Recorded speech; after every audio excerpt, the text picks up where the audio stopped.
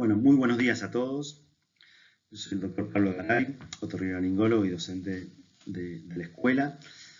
En este momento, bueno, como hicimos con oído, quería hacerles una pequeña revisión anatómica y funcional de la nariz antes del práctico, porque creo bueno, que tienen que tenerlo para entender mejor algunas patologías y la fisiología va a servir también para entender mejor todo lo que es el contexto del práctico, poder aprovecharlo en su totalidad. Entonces, para eso vamos a empezar por lo básico. Esta es una diapositiva que muestra la pared medial, la pared medial y lateral de la nariz. En la pared medial tenemos el tabique intersinuso nasal, que está compuesto en la parte anterior por el cartílago cuadrangular, que es un cartílago, y por la parte posterior y superior por la lámina perpendicular del etmoides y la parte posterior e inferior el vómer. Muchas de las alteraciones anatómicas que se producen, desviaciones septales, es por la falta de ensamble o de unión de estos tres huesos, formando a veces espolones o desviaciones, como en un momento les voy a mostrar un videito para ejemplificar esto. Y en la pared lateral, que está formado por varios huesos, en donde tenemos el maxilar, el esfenoides, la ophistarigoides, frontal, huesos propios, tenemos el cornete superior, el cornete medio y el cornete inferior, que van a dividir estructuras no estructuras, sino pasajes de aire, que es el meato superior, el meato medio y el meato inferior, que son esos espacios que quedan entre estas estructuras. Pero la pared medial de la nariz tiene también otras cosas escondidas adentro, que si nosotros sacamos una partecita del cornete medio y una partecita del cornete inferior, vamos a ver que está la bulla inmodalis y la apófisis fusiforme con gran funcionalidad a nivel de la nariz, dado que ahí vierten varios senos, el seno frontal y el seno maxilar, vierten su contenido y su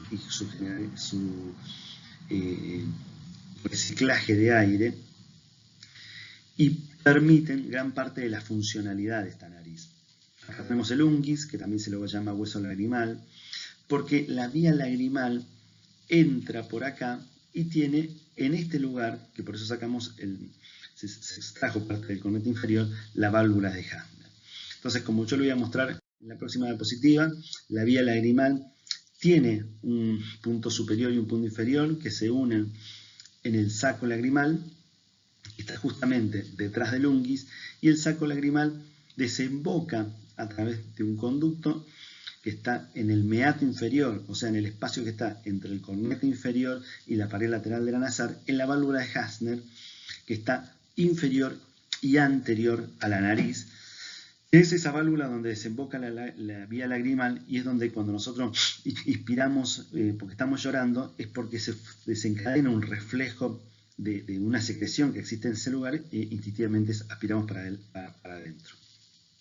Entonces, cuando hablamos de fisiología y anatomía nasal, no podemos dejar de nombrar esta gran estructura que esconde la nariz y senos paranasales, que es la vía lagrimal. Pero ahora vamos a lo importante y tal vez para la urgencia, que es la vascularización de la nariz, que es la que nos va a dar algunos tips cuando tratemos el tema de las hemorragias nasales o la epistaxis.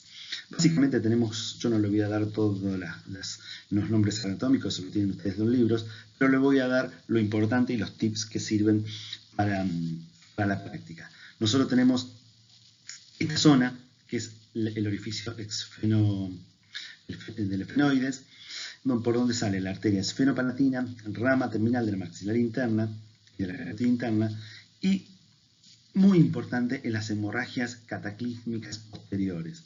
Después vamos a ver cómo lo solucionamos. Tenemos la esmoidal posterior, muy poco prevalente cuando hablamos de sangrado, y la esmoidal anterior, que sí es prevalente cuando hablamos de sangrado. Pero ¿dónde se producen el 90% de los sangrados que vamos a ver? En esta zona, que es la zona de Kaiserwald.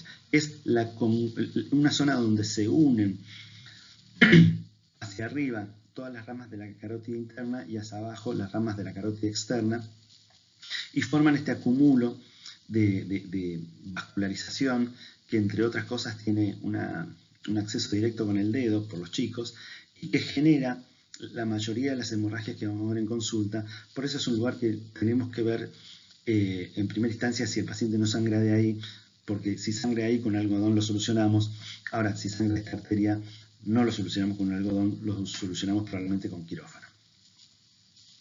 Pero esto es la vascularización simple y con detalles de la nariz. Pero como no, vamos a hablar de otra gran funcionalidad que tiene la nariz, que es el olfato, en donde el bulbo olfatorio se expande en la lámina cribosa del etmoides a forma de ramilletes y pasa desde el bulbo a la parte superior de la nariz.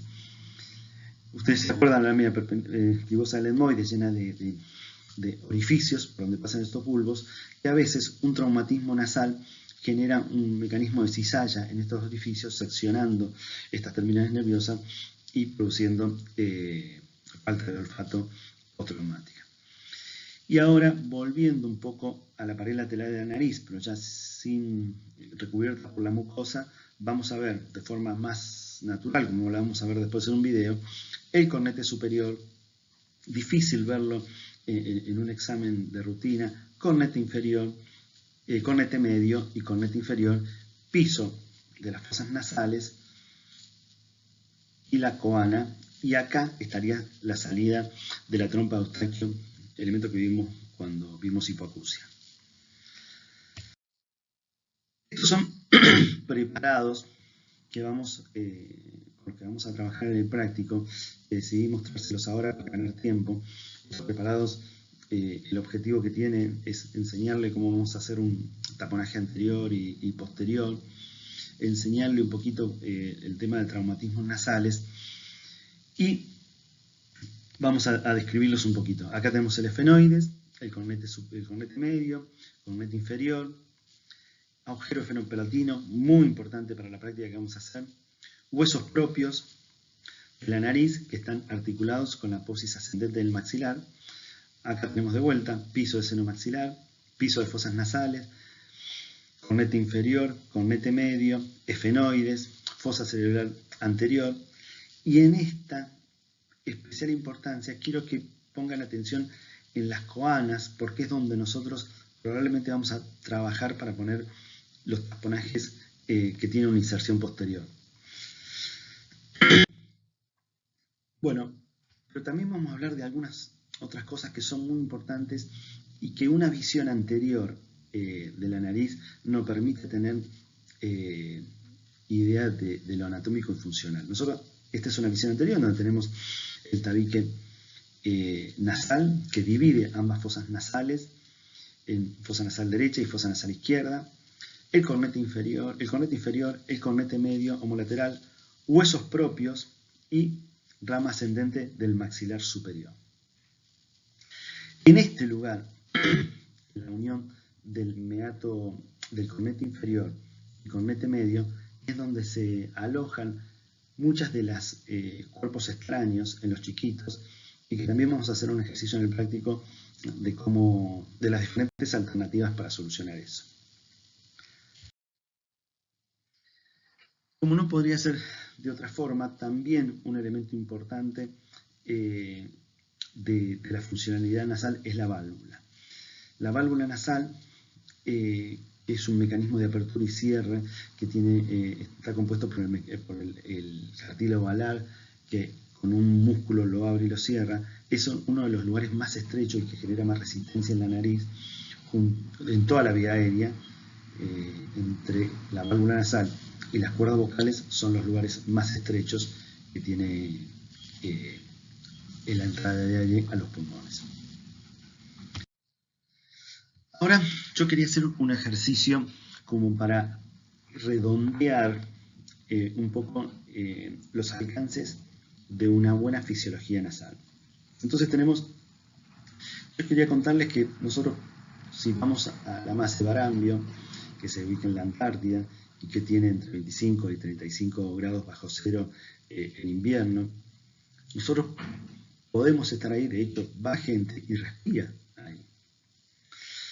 Pero si tomamos un avión, un Hércules, y volamos al desierto de Atacama, al norte argentino, el límite con Chile, podemos llegar a estar a 45 grados centígrados y respiramos. Y tenemos una diferencia de 80 grados y respiramos. Lo mismo que en Mar del Plata, que tenemos un porcentaje de humedad de 84% y respiramos muy bien. Nosotros si nos tomamos un avión a San Juan, en donde tenemos 3 a 5% de humedad, y sobre todo cuando está el viento sonda, que es un viento muy, muy seca, que puede llegar a menos humedad incluso, también respiramos. Entonces, ¿cuáles son los mecanismos que generan estas variables?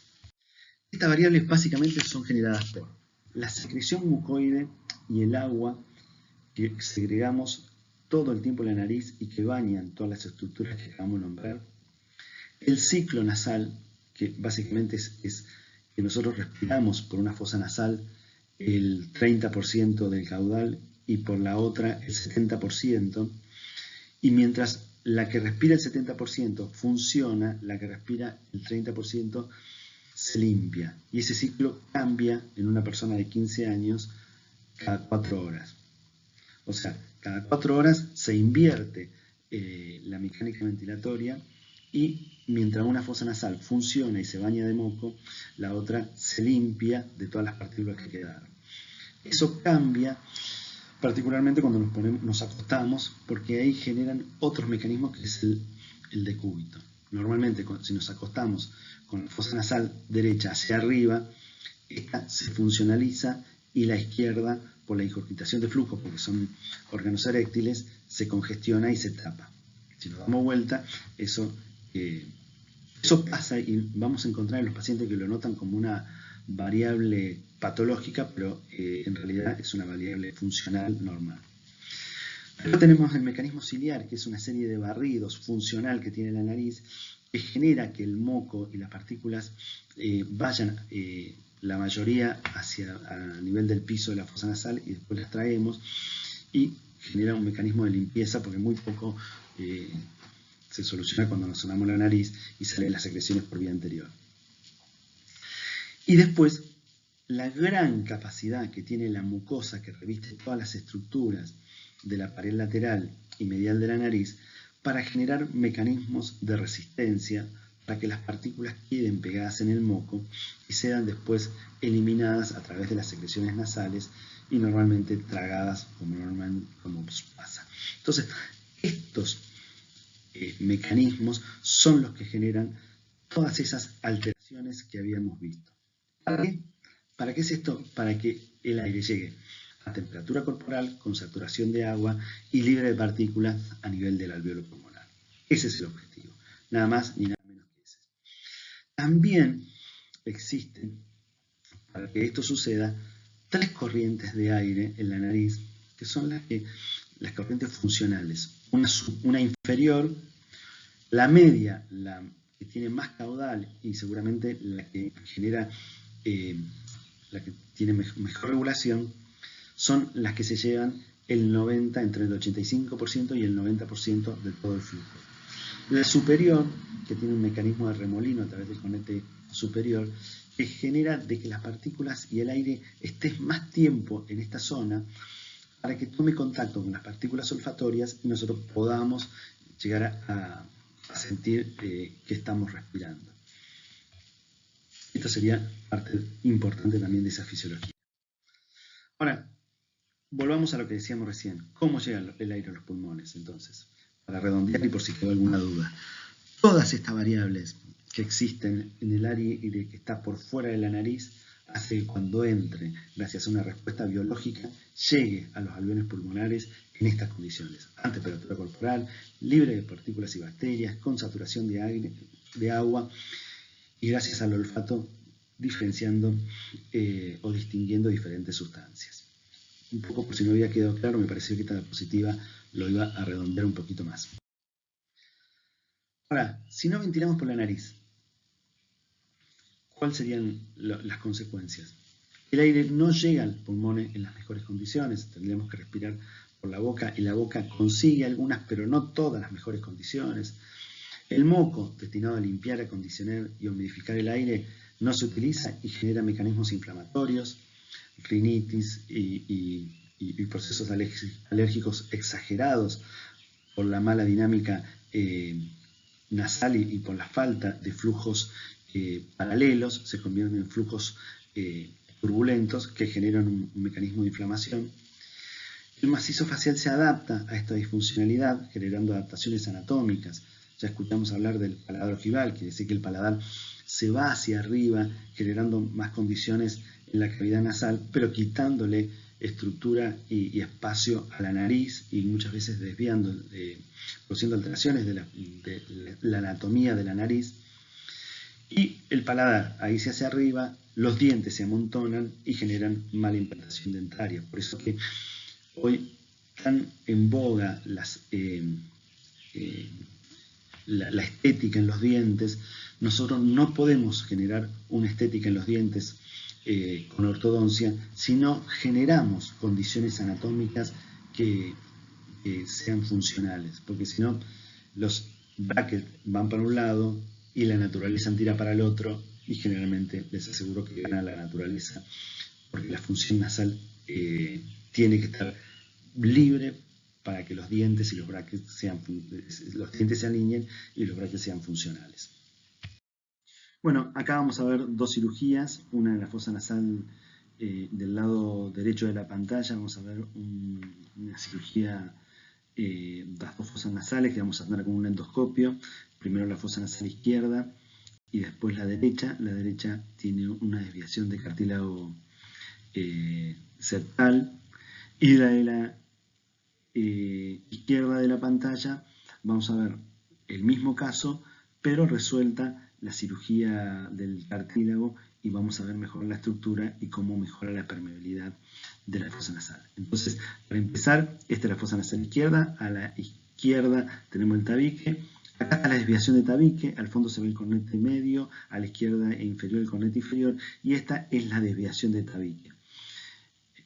Cuando vamos a la otra diapositiva, tenemos la resolución del tabique hecho, donde vemos el cornete medio en el fondo, abajo a la izquierda el cornete inferior, y esa es la línea de incisión donde estaba el tabique. Y del lado izquierdo sacamos un poquito de secreciones y vamos a salir abajo y a la derecha el cornete inferior, y arriba que se ve el cornete medio.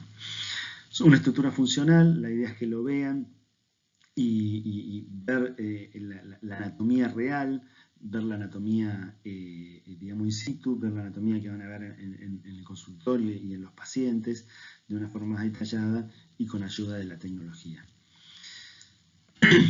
Y estos serían los dos videos en forma simultánea para que lo puedan discernir entre un lugar y otro, y el derecho y el izquierdo. El derecho, acuérdense, quirúrgico y postquirúrgico. Y la siguiente diapositiva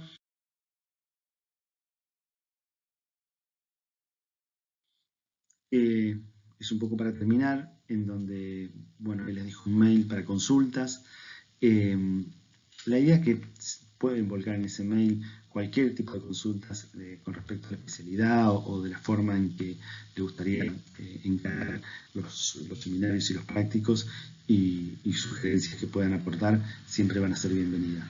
Bueno, les dejo un saludo grato a todos y nos vemos en el seminario.